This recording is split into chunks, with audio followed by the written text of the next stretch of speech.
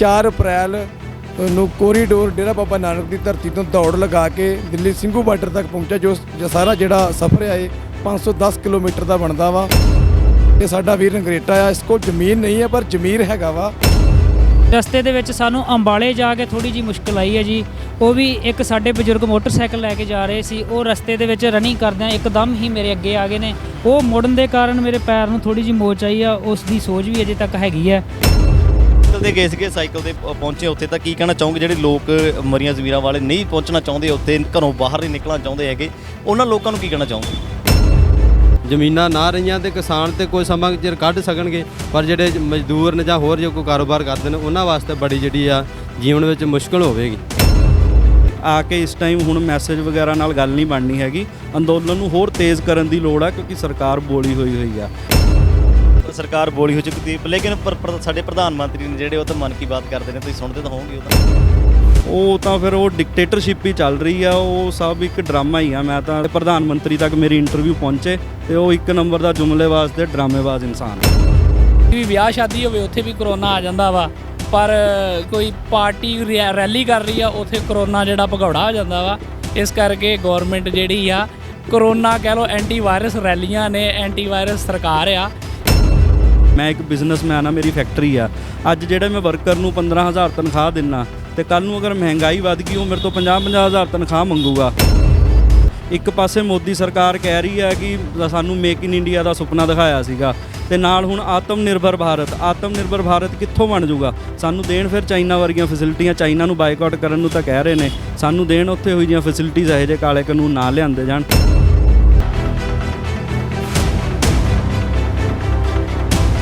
ਸਤਿ ਸ਼੍ਰੀ ਅਕਾਲ ਜੀ, ਮੈਂ ਹਾਂ ਗੁਰਦੀਪ ਸਿੰਘ ਲੰਮੇ ਤੇ ਅੱਜ ਲੁਧਿਆਣੇ ਦੇ ਸੁੰਦਰ ਨਗਰ ਦੇ ਵਿੱਚ ਅਸੀਂ ਮੌਜੂਦ ਹਾਂ। ਜਿਵੇਂ ਤੁਸੀਂ ਸਾਰੇ ਜਾਣਦੇ ਹੋ ਕਿ ਕਿਸਾਨ ਅੰਦੋਲਨ ਨੂੰ ਚੱਲਦਿਆਂ ਤਕਰੀਬਨ 5 ਮਹੀਨੇ ਹੋਣ ਵਾਲੇ ਨੇ, ਲੇਕਿਨ ਕੇਂਦਰੀ ਸਰਕਾਰ ਜਿਹੜੀ ਹੈ ਕਿਸਾਨਾਂ ਦੀ ਗੱਲ ਨਹੀਂ ਸੁਣ ਰਹੀ। ਔਰ ਪੰਜਾਬ ਦੇ ਵਿੱਚ ਗੱਲ ਕੀਤੀ ਜਾਵੇ ਤਾਂ 6 ਮਹੀਨੇ ਤੋਂ ਵੱਧ ਸਮਾਂ ਹੋ ਚੁੱਕਿਆ ਹੈ। ਲਗਾਤਾਰ ਕਿਸਾਨ ਜਿਹੜੇ ਆਪਣੇ ਮੰਗਾਂ ਰੱਖ ਰਹੇ ਨੇ ਕਿ ਕਿਸਾਨ ਜਿਹੜੇ ਨੇ ਕਹਿ ਰਹੇ ਨੇ ਕਿ ਖੇਤੀ ਕਾਨੂੰਨਾਂ ਨੂੰ ਰੱਦ ਕੀਤਾ ਜਾਵੇ, ਲੇਕਿਨ ਕੇਂਦਰ ਸਰਕਾਰ ਜਿਹੜੀ ਹੈ ਗੱਲ ਨਹੀਂ ਮੰਨਦੀ ਹੈਗੀ। ਤਾਂ ਲੋਕ ਯੋਗਦਾਨ ਪਾ ਰਹੇ ਨੇ, ਪੰਜਾਬ ਦੇ ਲੋਕ ਹੋਣ ਚਾਹੇ ਹਰਿਆਣੇ ਦੇ ਲੋਕ ਹੋਣ, ਕੋਈ ਵੀ ਹੋਵੇ, ਤਾਂ ਯੋਗਦਾਨ ਪਾਉਣ ਦੇ ਲਈ ਜਿਹੜਾ ਹੈ ਕਿਸਾਨ ਅੰਦੋਲਨ ਦੇ ਵਿੱਚ ਕਿਸੇ ਨਾ ਕਿਸੇ ਤਰੀਕੇ ਦੇ ਨਾਲ ਹੀਲਾ ਕਰਦੇ ਨੇ ਤੇ ਯੋਗਦਾਨ ਪਾਉਂਦੇ ਨੇ। ਤਾਂ ਅੱਜ ਅਸੀਂ ਕੁਝ ਲੋਕਾਂ ਦੇ ਸ਼ਖਸ ਦੇ ਨਾਲ ਗੱਲਬਾਤ ਕਰਾਂਗੇ ਜੋ ਕਿਸਾਨ ਅੰਦੋਲਨ ਦੇ ਵਿੱਚ ਯੋਗਦਾਨ ਪਾਉਣ ਦੇ ਲਈ ਰਨਿੰਗ ਕਰਕੇ ਗਏ ਤੇ ਹੁਣ ਉਹਨਾਂ ਦੀ ਵਾਪਸੀ ਸੀ, ਤਾਂ ਲੁਧਿਆਣੇ ਦੇ ਵਿੱਚ ਰੁਕੇ ਤਾਂ ਸਾਡੇ ਨੂੰ ਗੱਲਬਾਤ ਕਰਨ ਦੇ ਲਈ ਤਿਆਰ ਹੋਏ। ਤਾਂ ਗੱਲਬਾਤ ਕਰਾਂਗੇ ਉਹਨਾਂ ਦੇ ਨਾਲ। ਬਾਈ ਜੀ, ਸਭ ਤੋਂ ਪਹਿਲਾਂ ਦੱਸਿਆ ਜਾਵੇ ਕਿ ਜਿਹੜੀ ਇਹ ਜੋ ਤੁਸੀਂ ਰਨਿੰਗ ਸਟਾਰਟ ਕੀਤੀ ਸੀ, ਕਿੱਥੋਂ ਸਟਾਰਟ ਕੀਤੀ ਸੀ, ਕਿੱਥੋਂ ਤੋਂ ਲੈ ਕਿੱਥੇ ਤੱਕ ਤੁਸੀਂ ਜਿਹੜੇ ਆ ਪਹੁੰਚੇ ਸੀ? ਵਾਹਿਗੁਰੂ ਜੀ ਕਾ ਖਾਲਸਾ, ਵਾਹਿਗੁਰੂ ਜੀ ਕੀ ਫਤਿਹ। ਇਹ ਸਾਡਾ ਵੀਰ ਰਣਜੀਤ ਸਿੰਘ ਜੀਤਾ, ਪਿੰਡ ਭੀਲਾ, ਜ਼ਿਲ੍ਹਾ ਗੁਰਦਾਸਪੁਰ ਤੋਂ 4 ਅਪ੍ਰੈਲ ਨੂੰ ਕੋਰੀਡੋਰ ਡੇਰਾ ਬਾਬਾ ਨਾਨਕ ਦੀ ਧਰਤੀ ਤੋਂ ਦੌੜ ਲਗਾ ਕੇ ਦਿੱਲੀ ਸਿੰਘੂ ਬਾਰਡਰ ਤੱਕ ਪਹੁੰਚਿਆ। ਜੋ ਸਾਰਾ ਜਿਹੜਾ ਸਫ਼ਰ ਹੈ ਇਹ 510 ਕਿਲੋਮੀਟਰ ਦਾ ਬਣਦਾ ਵਾ। ਇਹ ਵੀਰ ਦੇ ਵਿੱਚ ਇੱਕ ਜਜ਼ਬਾ ਸੀ। ਇਹ ਸਾਡਾ ਵੀਰ ਰੰਗਰੇਟਾ ਆ, ਇਸ ਕੋਲ ਜ਼ਮੀਨ ਨਹੀਂ ਹੈ ਪਰ ਜ਼ਮੀਰ ਹੈਗਾ ਵਾ। ਇੱਕ ਮੋਰਚੇ ਦੇ ਵਿੱਚ ਜਾਨ ਪਾਉਣ ਵਾਸਤੇ ਬੜੀ ਮਿਹਨਤ, ਮਤਲਬ ਆਪਣੀ ਮਿਹਨਤ ਕਰਕੇ ਆਪਣਾ ਜਜ਼ਬਾ ਵਿਖਾਇਆ ਕਿ ਜਿਹੜਾ ਇੱਕ ਟੈਗ ਲੱਗਾ ਹੋਇਆ ਵਾ ਆਪਣੀ ਜਵਾਨੀ ਦੇ ਉੱਤੇ ਨਸ਼ਿਆਂ ਦਾ, ਇਸ ਟੈਗ ਨੂੰ ਦੂਰ ਕੀਤਾ। ਜਿਹੜਾ ਆਮ ਪ੍ਰਚਲਿਤ ਗੱਲਾਂ ਚੱਲਦੀਆਂ ਕਿ ਪੰਜਾਬ ਦੀ ਜਿਹੜੀ ਨੌਜਵਾਨੀ ਨਸ਼ਿਆਂ ਦੇ ਵਿੱਚ ਗਰਕ ਹੋ ਚੁੱਕੀ ਆ, ਤੇ ਵੀਰ ਤੇ ਦਿਲੋਂ ਰਣੀ ਆ ਕਿ ਬੜਾ ਵੱਡਾ ਹੌਸਲਾ ਤੇ ਬੜਾ ਵੱਡਾ ਕਦਮ ਵਿਖਾਇਆ। ਇਹ ਵੀਰ ਸਾਡਾ ਦੌੜ ਕੇ ਦਿੱਲੀ ਗਿਆ। ਇਹ ਸਾਡੇ ਗੁਰਭੇਜ ਸਿੰਘ ਜੀ, ਇਹ ਸਾਈਕਲ ਤੇ ਨਾਲ ਗਏ। ਸਾਡੇ ਪਿੰਡ ਦੇ ਵਿੱਚੋਂ ਇੱਕ 6 ਮੈਂਬਰੀ ਟੀਮ ਨਾਲ ਤਿਆਰ ਕੀਤੀ ਗਈ, ਜੋ ਵੀਰ ਦੀ ਸਪੋਰਟ ਵਾਸਤੇ ਸਾਰੀ ਇੱਕ ਪਲੈਨਿੰਗ ਬਣਾ ਕੇ ਕੀਤੀ ਗਈ ਕਿ ਕੋਈ ਰਹਿਣ ਦੀ ਮੁਸ਼ਕਿਲ ਨਾ ਆਵੇ, ਕੋਈ ਖਾਣ ਦੀ ਮੁਸ਼ਕਿਲ ਨਾ ਆਵੇ। ਤੇ ਸਾਰੇ ਗੁਰੂ ਰਾਮਦਾਸ ਪਿਤਾ ਜੀ ਦੀ ਕਿਰਪਾ ਦੇ ਨਾਲ 10 ਦਿਨ ਦਾ ਸਾਡਾ ਜਿਹੜਾ ਪ੍ਰੋਸੈਸ ਸੀ ਬੜੀ ਚੜ੍ਹਦੀ ਕਲਾ ਨਾਲ ਹੋ ਨਿਬੜਿਆ। ਕੱਲ੍ਹ ਵਿਸਾਖੀ ਨੂੰ ਸਮਰਪਿਤ ਦੌੜ ਮਨਾਈ ਗਈ। ਇੱਕ ਜਜ਼ਬਾ ਸੀ ਮਨ ਦੇ ਵਿੱਚ ਇਹਨਾਂ ਦੇ ਕਿ ਜਿਹੜੀ 13 ਅਪ੍ਰੈਲ ਮਤਲਬ ਹੈਗੀ ਆ 2021 ਦੀ ਜਿਹੜੀ ਸਾਡੀ ਵਿਸਾਖੀ ਆ, ਅਸੀਂ ਸਿੰਘੂ ਬਾਰਡਰ ਤੇ ਆਪਣੇ ਕਿਸਾਨ ਵੀਰਾਂ ਦੇ ਨਾਲ ਮਨਾਵਾਂਗੇ। ਤੇ ਪਰਮਾਤਮਾ ਨੇ ਬੜੀ ਕਿਰਪਾ ਦੇ ਨਾਲ ਇਹ ਸਾਰਾ ਮੋਰਚਾ ਸਫਲ ਕੀਤਾ। ਵਾਹਿਗੁਰੂ ਜੀ ਕਾ ਖਾਲਸਾ, ਵਾਹਿਗੁਰੂ ਜੀ ਕੀ ਫਤਿਹ ਜੀ। ਗਏ ਹੋ ਤਾਂ ਤੁਹਾਨੂੰ ਥਕਾਵਟ ਤਾਂ ਨਹੀਂ ਮਹਿਸੂਸ ਹੋਈ? ਲੋਕ ਕਹਿੰਦੇ ਜਿਵੇਂ ਹੁਣ ਕਈ ਨਾ ਜ਼ਮੀਰ ਮਰੀ ਹੋਈ ਹੁੰਦੀ ਹੈ, ਘਰ ਹੀ ਬੈਠੇ ਰਹਿੰਦੇ ਨੇ ਨਾ, ਕਿਸਾਨ ਅੰਦੋਲਨ ਦੇ ਵਿੱਚ ਯੋਗਦਾਨ ਵੀ ਨਹੀਂ ਪਾਇਆ ਕਈ ਲੋਕਾਂ ਨੇ। ਤੁਸੀਂ ਉੱਥੇ ਰਨਿੰਗ ਕਰਕੇ ਗਏ ਹੋ, ਕਿਸੇ ਥਕਾਵਟ ਤਾਂ ਨਹੀਂ ਲੱਗੀ? ਨਹੀਂ ਜੀ, ਅਸੀਂ ਸਤਿਗੁਰ ਦੇ ਅੱਗੇ, ਗੁਰੂ ਗ੍ਰੰਥ ਸਾਹਿਬ ਜੀ ਦੇ ਅੱਗੇ ਅਰਦਾਸ ਬੇਨਤੀ ਕਰਕੇ ਜਦੋਂ ਤੁਰੇ ਹਾਂ ਜੀ, ਡੇਰਾ ਬਾਬਾ ਨਾਨਕ ਤੋਂ 4 ਤਰੀਕ ਨੂੰ ਕੋਰੀਡੋਰ ਤੋਂ ਚੱਲੇ ਅਸੀਂ। ਤੇ ਰਸਤੇ ਦੇ ਵਿੱਚ ਸਾਨੂੰ ਅੰਬਾਲੇ ਜਾ ਕੇ ਥੋੜੀ ਜੀ ਮੁਸ਼ਕਲ ਆਈ ਹੈ ਜੀ। ਉਹ ਵੀ ਇੱਕ ਸਾਡੇ ਬਜ਼ੁਰਗ ਮੋਟਰਸਾਈਕਲ ਲੈ ਕੇ ਜਾ ਰਹੇ ਸੀ, ਉਹ ਰਸਤੇ ਦੇ ਵਿੱਚ ਰਨਿੰਗ ਕਰਦਿਆਂ ਇੱਕਦਮ ਹੀ ਮੇਰੇ ਅੱਗੇ ਆ ਗਏ ਨੇ। ਉਹ ਮੁੜਨ ਦੇ ਕਾਰਨ ਮੇਰੇ ਪੈਰ ਨੂੰ ਥੋੜੀ ਜੀ ਮੋਚ ਆਈ ਆ, ਉਸ ਦੀ ਸੋਝ ਵੀ ਅਜੇ ਤੱਕ ਹੈਗੀ ਹੈ। ਬਸ ਇਹੀ ਮੁਸ਼ਕਲ ਆਈ ਆ। ਉਹ 1-1.5 ਘੰਟਾ ਰੈਸਟ ਲੈਣ ਦੇ ਕਾਰਨ ਬਿਲਕੁਲ ਸਹੀ ਹੋ ਗਿਆ। ਬਾਬਾ ਜੀ ਦੀ ਕਿਰਪਾ ਦੇ ਨਾਲ ਕੋਈ ਵੀ ਮੁਸ਼ਕਿਲ ਨਹੀਂ ਆਈ। ਬਹੁਤ ਵਧੀਆ ਸਫ਼ਰ ਰਿਹਾ ਸੀ। ਵਿਸਾਖੀ ਵਾਲੇ ਦਿਨ ਸਭ ਸਿੱਖ ਸੰਗਤਾਂ ਨੂੰ ਮੁਬਾਰਕਾਂ ਦਿੰਦੇ ਹਾਂ ਵਿਸਾਖੀ ਦੀਆਂ। ਬਹੁਤ ਬਹੁਤ ਵਧਾਈਆਂ ਹੋਣ। ਅਸੀਂ ਹੁਣ ਵਾਪਸੀ ਸਮੇਂ ਆਉਂਦੇ ਅੰਮ੍ਰਿਤਸਰ ਸ਼ੌਪ ਨਾਨਵਿਲ, ਜੋ ਪੰਜਾਬੀ ਦੇ ਵਿੱਚ ਅਸੀਂ ਕੁਲਚੇ ਛੋਲੇ ਕਹਿ ਦਿੰਦੇ ਆ, ਇਹ ਸਾਡੇ ਭੈਣ ਜੀ ਔਰ ਸਾਡੇ ਵੀਰ ਜੀ ਨੇ ਆਉਂਦੇ ਸਮੇਂ ਸਾਡੀ ਬਹੁਤ ਹੀ ਲੰਗਰਾਂ ਦੇ ਨਾਲ ਅਟੈਲ ਸੇਵਾ ਕੀਤੀ ਹੈ, ਜੂਸ ਨਾਲ, ਜਲ ਨਾਲ ਔਰ ਕੋਲਡ ਡਰਿੰਕ ਨਾਲ ਸੇਵਾ ਕੀਤੀ। ਅਸੀਂ ਬਹੁਤ ਦਿਲੋਂ ਧੰਨਵਾਦ ਕਰਦੇ ਹਾਂ ਇਹਨਾਂ ਦਾ ਜੀ। ਜਿਵੇਂ ਕਿਸਾਨ ਅੰਦੋਲਨ ਦੇ ਬਾਰੇ ਗੱਲ ਕੀਤੀ ਜਾਂਦੀ, ਕਈ ਲੋਕ ਕਹਿੰਦੇ ਜੀ ਕਿਸਾਨ ਅੰਦੋਲਨ ਢਿੱਲਾ ਪੈ ਗਿਆ, ਉੱਥੇ ਪਹੁੰਚੇ ਹੋ ਤਾਂ ਚੜ੍ਹਦੀ ਕਲਾ ਦੇ ਵਿੱਚ ਸਾਰਾ ਕੁਝ। ਉੱਥੇ ਬਾਬਾ ਜੀ ਦੀ ਬਹੁਤ ਜ਼ਿਆਦਾ ਕਿਰਪਾ ਹੈ। ਅਸੀਂ ਤੇ ਬਹੁਤ ਹੀ ਸੰਗਤ ਦਾ ਭਰਵਾਂ ਹੰਗਾਰਾ ਕੱਲ੍ਹ ਵੇਖਿਆ ਹੈ, ਕੋਈ ਢਿੱਲੇ ਵਾਲੀ ਕੋਈ ਇਦਾਂ ਦੀ ਕੋਈ ਗੱਲਬਾਤ ਨਹੀਂ ਲੱਗੀ ਸਾਨੂੰ। ਅੱਛਾ, ਤੁਸੀਂ ਸਾਈਕਲ ਤੇ ਗਏ ਸੀਗੇ, ਸਾਈਕਲ ਤੇ ਪਹੁੰਚੇ ਉੱਥੇ, ਤਾਂ ਕੀ ਕਹਿਣਾ ਚਾਹੋਗੇ ਜਿਹੜੇ ਲੋਕ ਮਰੀਆਂ ਜ਼ਮੀਰਾਂ ਵਾਲੇ ਨਹੀਂ ਪਹੁੰਚਣਾ ਚਾਹੁੰਦੇ, ਉੱਥੇ ਘਰੋਂ ਬਾਹਰ ਨਹੀਂ ਨਿਕਲਣਾ ਚਾਹੁੰਦੇ ਹੈਗੇ, ਉਹਨਾਂ ਲੋਕਾਂ ਨੂੰ ਕੀ ਕਹਿਣਾ ਚਾਹੋਗੇ? ਵਾਹਿਗੁਰੂ ਜੀ ਕਾ ਖਾਲਸਾ, ਵਾਹਿਗੁਰੂ ਜੀ ਕੀ ਫਤਿਹ। ਮੈਂ ਗੁਰਭੇਜ ਸਿੰਘ, ਪਿੰਡ ਭੀਲਾ ਤੇਜਾ, ਜ਼ਿਲ੍ਹਾ ਗੁਰਦਾਸਪੁਰ। ਅਸੀਂ ਇਹੀ ਨੌਜਵਾਨਾਂ ਨੂੰ ਅਪੀਲ ਕਰਦੇ ਹਾਂ ਕਿ ਭਾਈ ਸਾਨੂੰ ਵੱਧ ਤੋਂ ਵੱਧ ਕਿਸਾਨ ਵੀਰਾਂ ਦਾ ਸਾਥ ਦੇਣਾ ਚਾਹੀਦਾ, ਕਿਉਂਕਿ ਜੇ ਅਸੀਂ ਇੱਦਾਂ ਘਰੇ ਬੈਠੇ ਰਹੇ ਤੇ ਜੋ ਸਾਡੇ ਕਾਰੋਬਾਰ ਨੇ, ਮਜ਼ਦੂਰ ਨੇ ਜਾਂ ਹੋਰ ਜਿਨ੍ਹਾਂ ਦੀਆਂ ਦੁਕਾਨਾਂ ਨੇ ਜਾਂ ਕੋਈ ਪ੍ਰਾਪਰਟੀ ਡੀਲਰ, ਕੋਈ ਇਸ ਤਰ੍ਹਾਂ ਦਾ ਕੰਮਕਾਰ ਹੈ, ਜੇ ਕਿਸਾਨ ਵੀਰਾਂ ਕੋਲ ਜ਼ਮੀਨਾਂ ਨਾ ਰਹੀਆਂ ਤੇ ਕਿਸੇ ਦਾ ਕੰਮ ਵੀ ਜਿਹੜਾ ਉਹ ਨੇਪਰੇ ਨਹੀਂ ਚੜਨਾ। ਸਾਰੇ ਜਿਹੜੇ ਆ, ਜੇ ਕਿਸਾਨ ਵੀਰ ਜ਼ਮੀਨਾਂ ਨਾ ਰਹੀਆਂ ਤੇ ਕਿਸਾਨ ਤੇ ਕੋਈ ਸਮਾਂ ਚਿਰ ਕੱਢ ਸਕਣਗੇ, ਪਰ ਜਿਹੜੇ ਮਜ਼ਦੂਰ ਨੇ ਜਾਂ ਹੋਰ ਜੋ ਕੋਈ ਕਾਰੋਬਾਰ ਕਰਦੇ ਨੇ ਉਹਨਾਂ ਵਾਸਤੇ ਬੜੀ ਜਿਹੜੀ ਆ ਜੀਵਨ ਵਿੱਚ ਮੁਸ਼ਕਲ ਹੋਵੇਗੀ।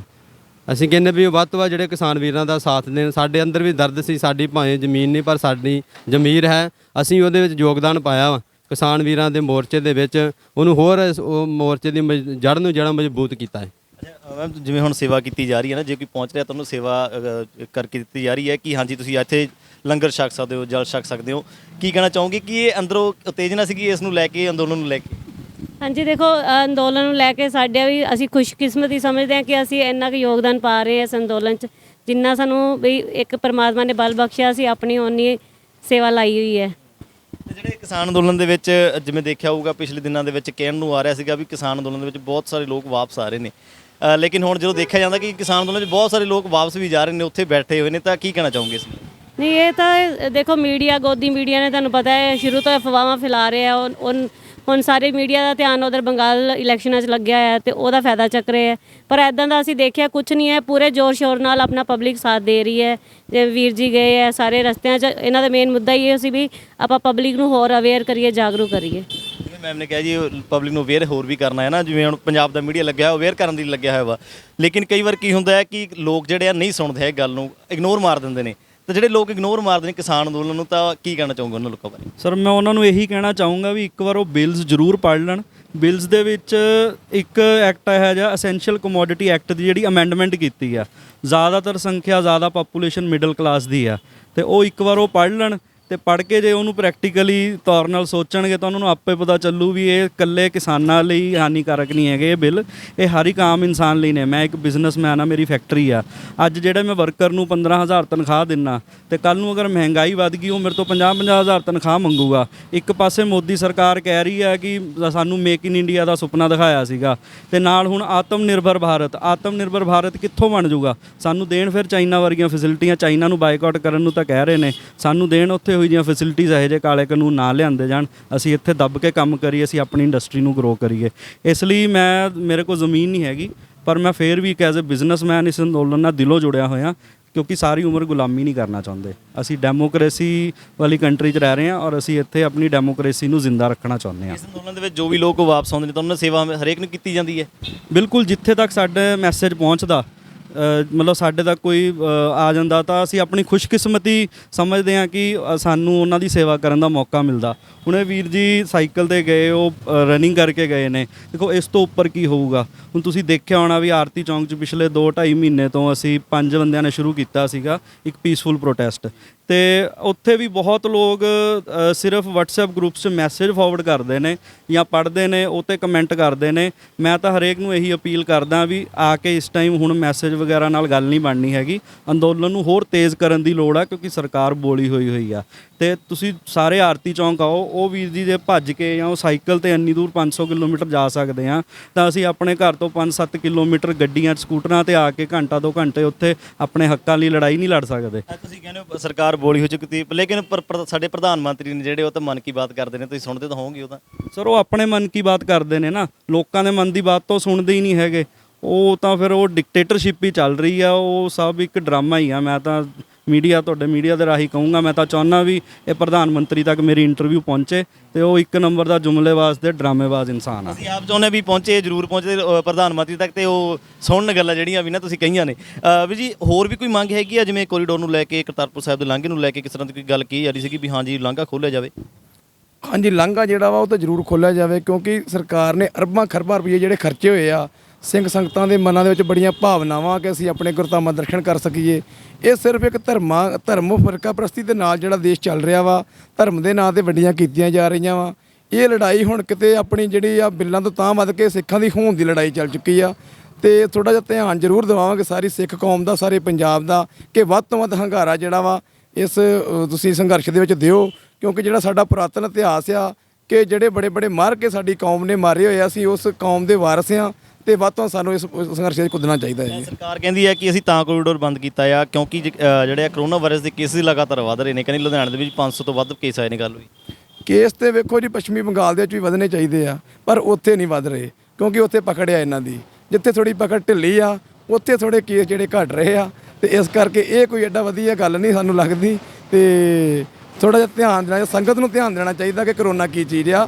ਸਰਕਾਰ ਨਹੀਂ ਦੱਸ ਸਕਦੀ, ਪਬਲਿਕ ਦੱਸ ਸਕਦੀ ਹੈ ਸਾਰਿਆਂ ਤੋਂ ਜ਼ਿਆਦਾ ਜੀ। ਸਰਦਾਰ ਜੀ ਨੇ ਕਹਿਤਾ, ਕਹਿੰਦੇ ਬੰਗਾਲ ਦੇ ਵਿੱਚ ਵੀ ਕੇਸ ਵਧਣੇ ਚਾਹੀਦੇ ਆ, ਕੀ ਕਹਿਣਾ ਚਾਹੋਗੇ ਇਸ ਤੇ? ਇਹ ਜੀ ਸਾਰਾ ਕੁਝ ਇਸ ਤਰ੍ਹਾਂ ਹੀ ਆ। ਹੁਣ ਆਪ ਜੀ ਨੂੰ ਪਤਾ ਹੀ ਆ ਕਿ ਕੋਈ ਵੀ ਵਿਆਹ ਸ਼ਾਦੀ ਹੋਵੇ ਉੱਥੇ ਵੀ ਕਰੋਨਾ ਆ ਜਾਂਦਾ ਵਾ, ਪਰ ਕੋਈ ਪਾਰਟੀ ਰੈਲੀ ਕਰ ਰਹੀ ਆ ਉੱਥੇ ਕਰੋਨਾ ਜਿਹੜਾ ਭਗੌੜਾ ਹੋ ਜਾਂਦਾ ਵਾ। ਇਸ ਕਰਕੇ ਗਵਰਨਮੈਂਟ ਜਿਹੜੀ ਆ ਕਰੋਨਾ ਕਹਿ ਲਓ ਐਂਟੀ ਵਾਇਰਸ ਰੈਲੀਆਂ ਨੇ, ਐਂਟੀ ਵਾਇਰਸ ਸਰਕਾਰ ਆ, ਤੇ ਇਹ ਉਹਨਾਂ ਦੇ ਸੋਚਦੇ ਆ ਵੀ ਸ਼ਾਇਦ ਉੱਥੇ ਕਰੋਨਾ ਨਹੀਂ ਆ। ਇਹ ਸਭ ਡਰਾਮੇਬਾਜ਼ ਆ, ਕੋਈ ਮਤਲਬ ਨਹੀਂ ਆ, ਕੋਈ ਕਿਸੇ ਕਿਸਮ ਦਾ ਨਹੀਂ ਆ। ਆਪ ਜੀ ਦੇਖ ਸਕਦੇ ਅਸੀਂ ਇਸ ਤਰ੍ਹਾਂ ਹੀ ਤੁਰੇ ਫਿਰ ਰਹੇ ਆ। ਤਾਂ ਕੱਟ ਤੋਂ ਡਰਦਾ ਹੋਵੇ ਉਹ? ਆਹ ਬਿਲਕੁਲ ਗੱਠਜੋੜ ਤੋਂ ਡਰਦਾ ਜੀ, ਉਹ ਨਹੀਂ ਆਉਂਦਾ ਜੀ। ਬਾਕੀ ਅਸੀਂ ਲੁਧਿਆਣਾ ਪਹੁੰਚਣ ਤੇ ਲੁਧਿਆਣਾ ਵਾਸੀਆਂ ਵੱਲੋਂ ਸਾਡਾ ਜ਼ੋਰਦਾਰ ਸਵਾਗਤ ਕੀਤਾ ਗਿਆ ਵਾ, ਤੇ ਬਹੁਤ ਧੰਨਵਾਦ ਕਰਦੇ ਲੁਧਿਆਣਾ ਵਾਸੀਆਂ ਦਾ, ਖਾਸ ਤੌਰ ਤੇ ਭੈਣ ਜੀ ਮੇਗਾ ਜੀ ਹੁਣਾਂ ਦਾ, ਜਿਨ੍ਹਾਂ ਨੇ ਸਾਨੂੰ ਸਪੈਸ਼ਲ ਤੌਰ ਤੇ ਆਪਣੀ ਦੁਕਾਨ ਤੇ ਸੱਦ ਕੇ ਨਾਨ ਨਾਲ ਟਹਿਲ ਸੇਵਾ ਕੀਤੀ ਆ, ਹੋਰ ਚਾਹ ਪਾਣੀ ਦੇ ਗੱਫੇ ਬਖਸ਼ੇ ਆ ਜੀ ਇਹਨਾਂ ਨੇ। ਇਹਨਾਂ ਦਾ ਬਹੁਤ ਬਹੁਤ ਧੰਨਵਾਦ ਜੀ। ਵਾਹਿਗੁਰੂ ਜੀ ਕਾ ਖਾਲਸਾ, ਵਾਹਿਗੁਰੂ ਜੀ ਕੀ ਫਤਿਹ। ਸੋ ਜਿਨ੍ਹਾਂ ਦੀ ਜ਼ਮੀਰ ਜਾਗਦੀ ਹੈ ਤਾਂ ਉਹ ਕਿਸਾਨ ਅੰਦੋਲਨ ਦੇ ਵਿੱਚ ਯੋਗਦਾਨ ਪਾ ਰਹੇ ਨੇ, ਜਿਵੇਂ ਕਿ ਸਾਈਕਲਿੰਗ ਕਰਕੇ ਤੇ ਰਨਿੰਗ ਕਰਕੇ ਵੀਰ ਜਿਹੜੇ ਪਹੁੰਚੇ ਸਿੰਘੂ ਬਾਰਡਰ ਦੇ ਉੱਤੇ। ਇਸੇ ਤਰੀਕੇ ਦੇ ਨਾਲ ਸਾਡੇ ਨੌਜਵਾਨ ਜਿਹੜੇ ਨੇ ਨਾ, ਉਹ ਵੀ ਬੜੇ ਉਤਾਵਲੇ ਨੇ ਇਸ ਸੰਘਰਸ਼ ਦੇ ਵਿੱਚ ਜਾਣ ਦੇ ਲਈ।